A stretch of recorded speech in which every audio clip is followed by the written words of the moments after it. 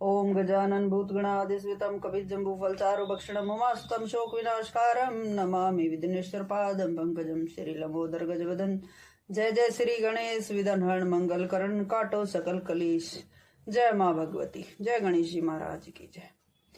देवी भगवत पुराण का पहला स्कंद का पहला अध्याय। शौनक जी ने कहा, हे पुरुष श्रेष्ठ महाराज सूत जी, इस त्रिगुणात्मक जगत में काल चक्र की प्रेरणा से सदा चक्कर काटने वाले मनुष्य को ज्ञान हुए बिना मुक्ति मिलनी संभव नहीं है। अतः आप परम पावन देवी भगवत को कहने की कृपया कीजिए। सूत जी कहते, देव श्रीमद देवी भगवत अत्यंत पवित्र एवं देव प्रसिद्ध पुराण है। भगवती जगदम्बिका के उन सुकोमल चरण कमलों को प्रणाम करके आज मैं विस्तार पूर्वक यह वर्णन कहने के लिए प्रस्तुत हो रहा हूँ। श्रीमद देवी भगवत सबसे उत्तम एवं पावन पुराण माना जाता है। इसमें 18,000 श्लोक है। संस्कृत भाषा में इसकी रचना हुई है। वेद व्यास जी ने सुंदर 12 स्कंदों में इसे सजाया है। ऋषियों ने पूछा, महाभाग सूत जी, पुराणों के रचना करने वाले वेद व्यास का परिचय बताने की कृपा करें। सूत जी कहते हैं, कृष्ण द्वैपायन व्यास जी के मुखारविंद से श्रीमद देवी भगवत सुनने का शुभ अवसर मुझे प्राप्त हुआ है। मुनियो, श्रीमद देवी भगवत सर्गव्य कल्प वृक्ष का पका हुआ फल है। नारद व्यास संवाद। ऋषियों ने पूछा, हे महामते, आपने कहा सुखदेव जी अयोनिज है, अरणी से उनका प्रगाटे हुआ है। इन बातों में हमें महान आश्चर्य हो रहा है। उनका स्पष्टीकरण करने की कृपया कीजिए। सूत जी कहते हैं, प्राचीन समय की बात है। सत्यावती नंदन व्यास जी सरस्वती नदी के तट पर विराजमान थे। उनके आश्रम पर 2 गोरिया पक्षी थे। उन्हें देखकर वे बड़े आश्चर्य में पड़ गए। उन्होंने देखा पक्षी अपने घोंसले में थे। उनका एक सुंदर बच्चा था। व्यास जी सोच रहे थे, इतने में ही मुनिवर नारद जी वहां पधारे। नारद जी ने व्यास जी से पूछा, देवपायन, तुम इतने चिंतित क्यों दिख रहे हो? अपनी चिंता का कारण बताओ। व्यास जी ने कहा, सुना गया है पुत्रहीन की गति नहीं होती और मानसिक सुख भी उन्हें सुलभ नहीं होता। अब मैं किस मनोरथ को पूर्ण करने वाले देवता की उपासना करूं? इस विचारधारा में गोते खा रहा हूं। सूत जी कहते हैं, इस प्रकार व्यास जी के पूछने पर महामना नारद जी ने अत्यंत प्रेमपूर्वक उनसे कहने लगे, यदि तुम अपना पुरुषार्थ सिद्ध करना चाहते हो तो भगवती के चरण कमलों को अपने हृदय में धारण करो। तुम्हारी जो भी अभिलाषाएं हैं वे भगवती अवश्य पूरी करेगी। बोलो भगवती मैया की जय। हे ग्रीव अवतार। सूत जी कहते हैं, मुनिगणों, भगवान विष्णु परम तेजस्वी एवं देवताओं के भी देवता है। उनकी लीला बड़ी विचित्र है। तुम सब लोग अत्यंत सावधान होकर उनकी अद्भुत लीला कथा सुनो। एक समय की बात है, भगवान श्री हरि को घोर युद्ध करना पड़ा। 10,000 वर्षों तक वे युद्ध भूमि में डटे रहे। फिर तो उन्हें थकान सी हो गई। तब वे अपने पुण्य प्रदेश बैकुंठ में गए। पदासन लगाकर बैठ गए। धनुष पर डोरी चढ़ी हुई थी। उसी अवस्था में धनुष को भूमि पर टिकाकर उसी के सहारे वे कुछ झुक से गए। श्रम के कारण अथवा लीला संयोग उन्हें घोर निंद्रा आ गई। उसी अवसर पर कुछ दिनों से देवताओं के यहाँ यज्ञ करने की योजना चल रही थी। इंद्र, ब्रह्मा, शंकर आदि सभी देवता यज्ञ करने के लिए तत्पर होकर भगवान श्री हरि से मिलने बैकुंठ गए।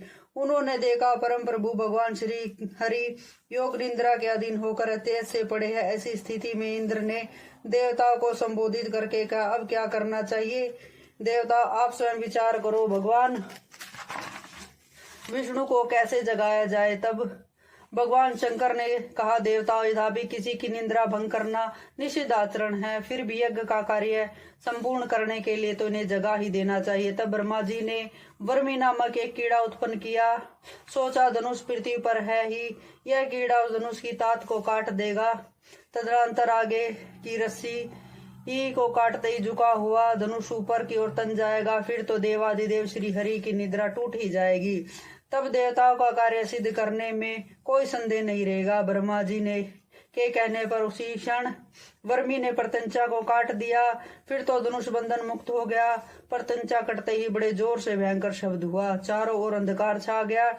इतने में पता नहीं भगवान विष्णु का मस्तक कुंडल मुकुट सहित कहाँ गिर गया। कुछ समय के बाद जब घोर अंधकार शांत हुआ, तब भगवान शंकर और ब्रह्मा जी ने देखा श्री हरि का श्री विग्रह बिना मस्तक का पड़ा हुआ है। अत्यंत दुखी होकर उनकी आंखें जल बरसाने लगी।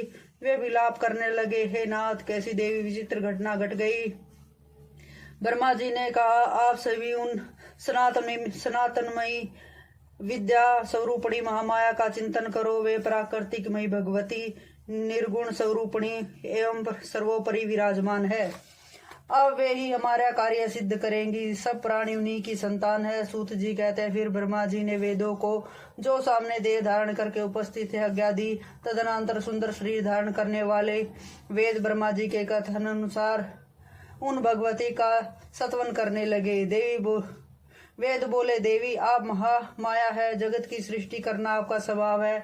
आप कल्याण में विग्रह धारण करने वाली तथा प्राकृतिक गुणों से रहित है। अखिल जगत आपका शासन करता है। तथा भगवान शंकर के आप मनोरथ पूर्ण किया करती हो। हे माता, आपके लिए नमस्कार है। बोलो भगवती मैया की जय।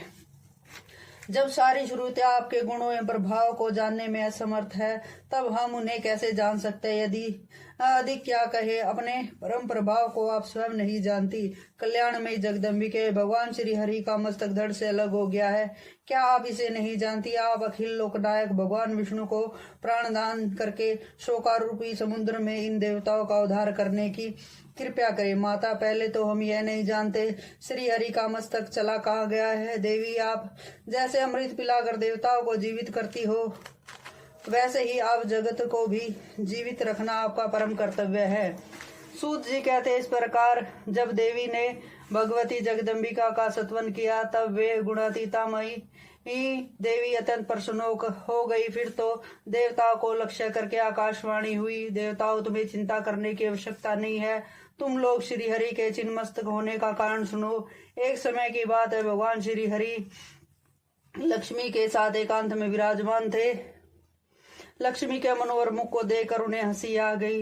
लक्ष्मी ने समझ लिया, हो ना हो, भगवान विष्णु की दृष्टि में मेरा मुख कुरूप सिद्ध हो चुका है, अतएव मुझे देखकर उन्हें हंसी आ गई। फिर तो माँ लक्ष्मी को क्रोध आ गया तथा जट उनके मुख से निकल गया, तुम्हारा यह मस्तक गिर जाए। उसी से इस समय उनका सिर सागर में लहरा रहा है। देवता, इसमें कुछ कारण दूसरा भी है।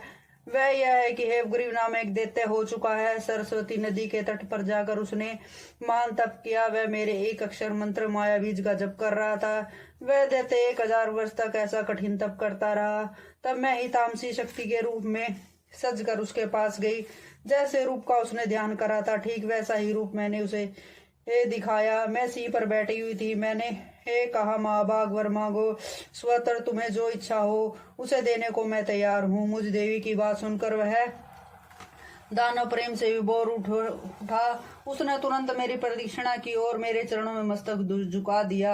हेवग्रीव बोला, माता, जिस किसी भी प्रकार मुझे मृत्यु का मुख न देखना पड़े, ऐसा वरदान देने की कृपया करे। देवी और देवता और दानव कोई मुझे ना जीत सके। देवी ने कहा, देखो, जन्मे हुए की मृत्यु और मरे हुए का जन्म होना बिल्कुल निश्चित है। राक्षस राज, मृत्यु के विषय में तो यह पक्की बात समझ लेनी चाहिए, अतः तुम सोच विचार कर कोई दूसरा वर मांगो। हेवग्रीव बोला, तो ठीक है, हेवग्रीव के हाथ ही मेरी मृत्यु हो, दूसरा कोई मुझे ना मार सके। देवी ने कहा, महाभाग, अब तुम जाओ और आनंद पूर्वक अपना राज्य करो। यह बिल्कुल निश्चित है, हेवग्रीव के सिवा कोई दूसरा तुम्हें नहीं मार सकेगा। वही पापी इन दिनों मुनियों और वेदों को अनेक प्रकार से सता रहा है। त्रिलोक में कोई ऐसा नहीं जो उस दुष्ट को मार सके। अतएव इस घोड़े का सुंदर सिर उतार कर श्री विष्णु के धड़ से जोड़ दिया जाएगा। यह कार्य ब्रह्मा जी द्वारा संपन्न होगा। तदनंतर वे ही भगवान हेवग्रीव देवताओं के हित साधन के लिए उस दुष्ट और निर्दयी दानव के प्राण हरेंगे। सूत जी कहते हैं, ब्रह्मा जी ने उसी क्षण सुरगणों के सामने ही तलवार से घोड़े का मस्तक उतार लिया। साथ ही तुरंत उसे भगवान के शरीर से जोड़ने की व्यवस्था उत्पन्न कर दी। फिर तो भगवती जगदम्बिका की कृपा पश्चात उसी क्षण भगवान विष्णु का हेवग्रीव अवतार हो गया। वह दानव बड़ा अभिमानी था, देवताओं से उसकी घोर शत्रुता थी। अवतार लेने के पश्चात कितने ही समय तक भगवान विष्णु के साथ उसका युद्ध भूमि में डटे रहे, तब कहीं जाकर उसकी मृत्यु हुई। बोलो भगवती मैया की जय।